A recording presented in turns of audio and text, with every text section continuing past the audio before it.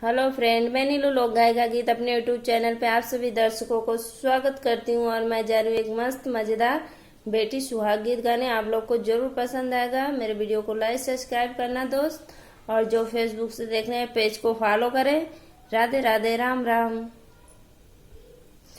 एक थाली में अच्छा चावल, एक थाली में पानक बीड़ा हो लाल, भेजा में सा सुइया रानी खाला पानक बीड़ा हो लाल, भेजा में सा सुइया रानी खाला पानक बीड़ा हो लाल, भेजा में सा सुइया रानी।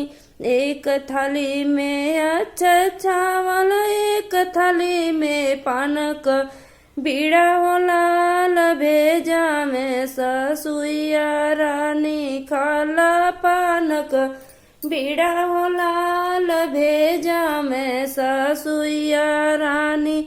आमेन कमन सरऊ खेल जुआ तासा हो लाल, जीते न कामन दुल्हे हास मूस काई हो लाल, जीते न कामन दुल्हे हास मूस काई हो लाल, जीते न कामन दुल्हे हारे न कामन सरऊ बैठे मनवा मारी हो लाल, हारे न कामन सरऊ बैठे मनवा मारी हो लाल।